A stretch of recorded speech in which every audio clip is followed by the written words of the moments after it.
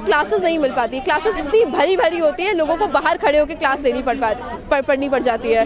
कभी कभी बाहर भाई आप वो SOL का मानना है कि आप बाहर से कहीं थोड़ा बहुत से जो 2-3 शब्द आप गैदर सुन पा रहे हैं, उसी से ही आप जाके अपना एग्जाम दे के आ जाइए। स्टडी मटेरियल प्रोवाइड करने का जरूरत नहीं है, असला तो दिमाग शायद आपके पास हो गई। और अगर आपने जो लड़ झगड़ के आपने जिस तरह मर धर के आपने एग्जाम दे भी दिया, एग्जाम देने के बाद आपका रिजल्ट ही नहीं निकालेंगे। रिजल्ट निकालेंगे तो आपको एब्सेंट मार्क कर देंगे, भले ही आप प्रेजेंट हो। ये SOL के स्टूडेंट्स के साथ हुआ है, ये NC-Web के स्टूडेंट्स के साथ हुआ है। उनको एब्सेंट मार्क कर दिया गया है, और एब्सेंट मार्क कर दिया आपको री एग्जाम देना पड़ेगा। री एग्जाम देना पड़ेगा तो आप फिक्स फीस दीजिए उन्हें। तो ये NC-Web के स्टूडेंट्स के साथ ये हाल ही में ये चीज़ हुई है कि 2nd, 3rd और 4th सेमेस्टर तक का रिजल्ट आए ही नहीं है। बच्चे अपने 6th सेमेस्टर में पहुंच गए हैं, 2nd सेमेस्टर तक से रिजल्ट नहीं आया है। तो आप क्या चाहते हैं, ये किस हिसाब का एडमिनिस्ट्रेशन जो चल रहा है यहाँ पे?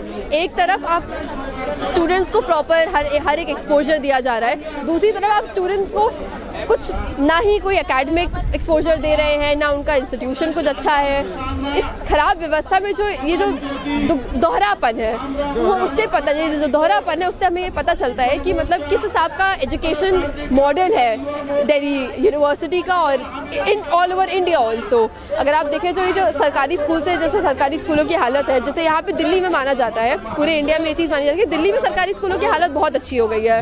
तो यहाँ हम देख सकते हैं कि यहाँ पे मर्ज हुए जा रहे हैं। यहाँ पे कुछ मॉडल स्कूल्स हैं जैसे, तो उनका सिचुएशन अच्छा किया गया है, उसमें बहुत सारी चीज़ें इंट्रोड्यूस कराई गई हैं, तो उन्हीं की फोटोज। हाँ, Shri Ram college of commerce, Hansraj college है, हिंदू कॉलेज है, मिराडा हाउस है, इन सब का बहुत नाम है DU में। हाँ, इन सब का नाम दिल्ली यूनिवर्सिटी का नाम है, इसीलिए अमीर सेक्शन से जो बच्चा आता है, जो एलीट प्राइवेट स्कूल से बढ़ के आता है, उसको लगता है कि यार ये क्वालिटी एजुकेशन है जो आपको कम पैसों में मिल रही है। बट ये पब्लिक फंडेड एजुकेशन है, ये पैसा, ये हम ऐसा नहीं कि हमारी फीस से जा रहा है। जिसके पास पैसा हो जा सकता है, DU में है, वही तो जा सकता है। अब हमने CUET डाल दिया, आपने कहा कि CUET आने के बाद से सरकारी स्कूल से निकला हुआ छात्र प्राइवेट स्कूल से निकला है, सबके लिए बराबर एक वो मिल जाएगा, एक मौका मिल रहा है आप दोनों को साथ। आप कोई भी एंट्री करके जा सकते, कोई भी एंट्रेंस ले सकता है। बट द थिंग इज कि आप जब एंट्रेंस एग्जाम देंगे तो कौन उसको क्वालिफाई कर पाएगा? जो प्राइवेट स्कूल से निकला हुआ है, जो मोटी रकम लेके प्राइवेट कोचिंग से पढ़ा हुआ है, वो एग्जाम क्वालिफाई कर पाएगा? या जो सरकारी, जो जैसे तैसे उसको स्कूल की शिक्षा खराब सी मिल रही है, फिर प्राइवेट कोचिंग में उसको पैसा और देना पड़ेगा, तो वहाँ पे वो कॉम्प्रोमाइज़ करेगा, उसके बाद वो एग्जाम देगा बैठ के। तो आपको क्या लगता है कि कौन आराम से सिक्योर कर पाएगा एडमिशन? लेडी श्री राम और मिरांडा हाउस, इनका आपको पता है जब मेरा मेरिट सिस्टम से हुआ था तब इनके कट ऑफ 100% जाते थे। तो CUET के बाद भी कुछ बहुत ज़्यादा सिस्टम चेंज नहीं। कितना गया था कट ऑफ? हाँ जी, मेरा 96% कट ऑफ गया था।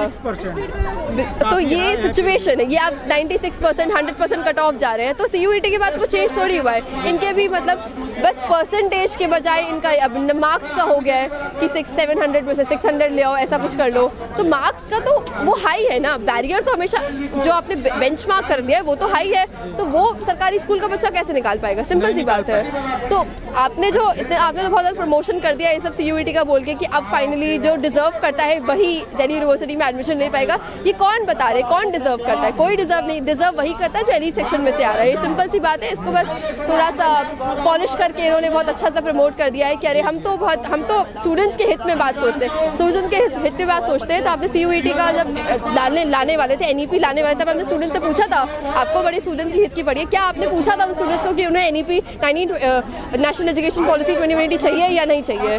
ये तो आपने सीधा आके थोप दिया और फिर बोल रहे हैं हम स्टूडेंट्स के बारे में सोच रहे हैं। एम्प्लॉयमेंट का अगर आपको क्या, आपका एम्प्लॉयमेंट पे क्या टेक है? अगर आप स्टूडेंट्स के बारे में सोच रहे हैं तो बेरोजगारी इतनी क्यों है? बेरोजगारी को टैकल करने के लिए आप क्या कर रहे हैं? समाज शिक्षा नीति पे आपका क्या सोचना है? बेरोजगारी से याद आया, रेलवे ले लीजिए, बैंकिंग ले लीजिए, इन सब को और भी कई सारे सेक्टर है जिनको प्राइवेटाइजेशन की तरफ किया जा रहा है। क्या आप इससे सहमत हैं? बिल्कुल नहीं, क्योंकि आप प्राइवेटाइज कर ही इसी ले रहे हैं, क्योंकि एक ही सेक्शन फिर वहाँ तक पहुँच पाएगा। प्राइवेटाइज करते जाओगे, जॉब सिक्योरिटी जा रही है, तो वहाँ तक पहुँच ही कौन पाएगा? या तो फिर मोटी रकम दो फिर वहाँ पे पहुँचो। तो वही चीज़ है ना कि आपको एजुकेशन ढंग का मिल नहीं रहा है, तो आप कैसे ही अपनी जॉब सिक्योरिटी अश्योर कर सकते हैं उस चीज़ में? तो ये सब दोगले मानना है कि प्राइवेटाइजेशन करने से GDP डेवलप होगा।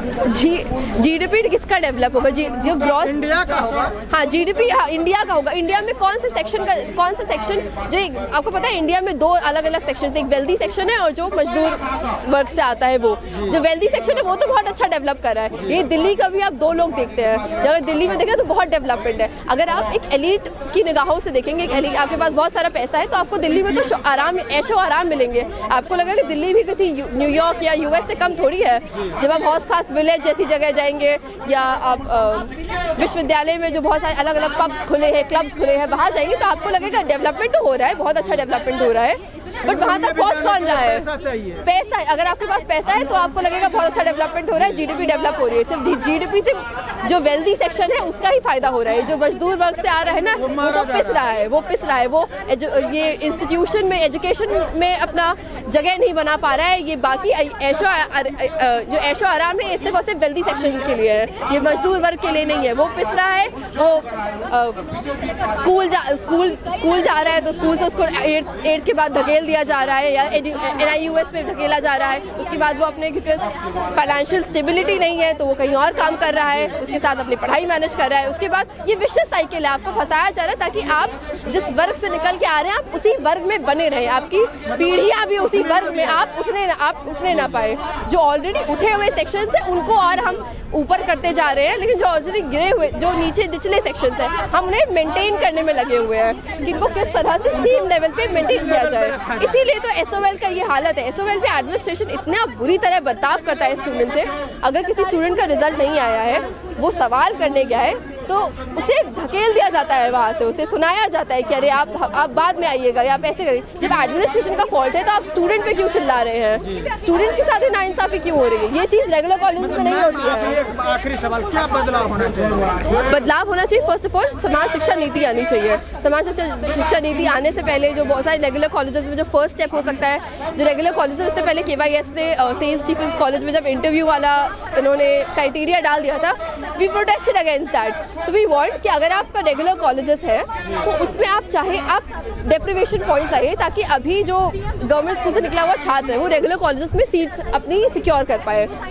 दूसरा चीज़ है आप इवनिंग कॉलेजेस खोलिए, कॉलेजेस की संख्या बढ़ाइए, या जो कॉलेज ऑलरेडी है जब तक कॉलेजेस की संख्या नहीं हो रही है, ये हो सकता है कि एक कॉलेज में 2 शिफ्ट चले, इवनिंग या मॉर्निंग कॉलेजेस में चलाइए। तो क्योंकि स्टूडेंट पॉपुलेशन तो बढ़ रहा है ना, स्टूडेंट पॉपुलेशन बढ़ रहा है, कॉलेज लिमिटेड है, तो आपने बंदर बाट बना दिया है यहाँ पे कि आपस में लड़ो मड़ो कटो और फिर वहाँ पे आपको सीट मिल पाएगी। तो एजुकेशन का ये तो इस तरह का एजुकेशन नहीं होना चाहिए। एजुकेशन सबका अधिकार है, शिक्षा सबका अधिकार है, सब तक पहुँचना चाहिए। तो आप इस तरह के कैसे उम्मीद कर सकते हैं कि आपने एक ये अंगारों में चल के दिखाओ तब तुम्हें यहाँ पे सीट मिलेगी तो देख लो कि तुम्हें क्या करना है।